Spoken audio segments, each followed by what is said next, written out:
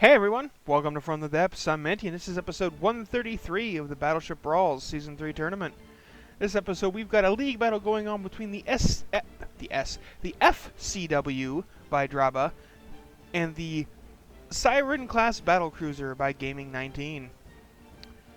It's important to note that if the Seiren loses this match, it will be retired and sent home. It has one life left, and that'll put it at 0. So let's get this battle underway, get some explosions going, and see whether the FCW is going to send another ship packing, or if it's going to go down to the bottom. That seems to be how it loses, as it gets sunk. The secondaries from the Seiren volley in, clipping a shot there. Didn't even knock a block off. Like that did basically nothing. Oh, and it looks like the Seiren got its volley off just before the first volley of the FCW landed and blew away that front turret. And yeah, it's the return volley from the Seiren. Those guns are a bit underpowered. They are not strong enough to deal with the FCW's armor. Like, they just like, doink. It knocked off like two. Well, okay, it knocked off a couple blocks, but not many. Meanwhile, the Seiren is just getting oh wow, its superstructure just collapsed. It's capsizing. Sinking. Most of its weapons are destroyed. Is under the water, becoming disqualified, and no doubt getting an 80% in sinking despawn. Yep. That is it, Gaming 19. Your ship has been defeated and will be retired. The FCW, that brings up to, I believe it's 3.5 lives now, which this is its 7th battle, so that basically guarantees its entry into the Hall of Fame, or the Hall of Champions, I mean, based off of endurance. So congratulations on that, Draba.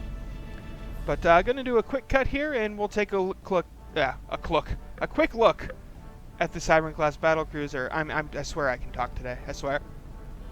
Okay, folks. So here we are. This is the Seiren class battlecruiser by Gaming 19, which unfortunately did not fare very well in its actual battles, but it is a very nice looking ship. I like the way it looks. I like these little armor pods attached to the side. I think they look cool. I just don't necessarily think making them out of heavy armor was the best idea, because that I think that was the cause of a lot of the capsizing issues that this vessel had. It gets pounded on one side, all that weight comes off of one side. Now all of a sudden this side's way heavier and the center of mass is higher, and it just rolls over. So I think that's part of the issue that this vessel had. Plus, let's see, there's actually a whole bunch of heavy armor inside too. I wonder what kind of beams those are, but anyway. Another thing, the guns just did not pack much of a punch. What are these? What is this? They're cram cannon barrels. Is it meant to be like a... Oh, it's meant to be like a torpedo rack. Just, you know, a decorative one, I think. Ah, that's cool. I didn't notice that before. That was the first time I noticed them, because I'm totally observant. The rangefinder's up here. Yeah, it's... I could definitely see this vessel, you know, out, aesthetic-wise, out on the ocean.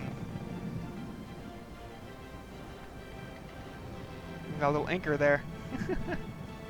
So yeah, it's a nice looking ship. I like it. It unfortunately was just that... If it had stronger guns, I think it would have done a lot better, but its guns were really lackluster. Like, no offense, but they didn't do anything to anything. Granted, it did come up against some heavily armored entries, but still. There are other ships that did a lot more damage than this one does, even to those same entries. Anyway, so you know the drill. Comments down below, one saying to induct it into the Hall of Beauty, one saying not. Upvote the one you agree with. If it gets enough votes, it'll get into the Hall of Beauty. If it doesn't, well, nice seeing you. So yeah, that's that, folks. Thanks for watching. I hope you enjoyed, and I'll see you on the battlefield.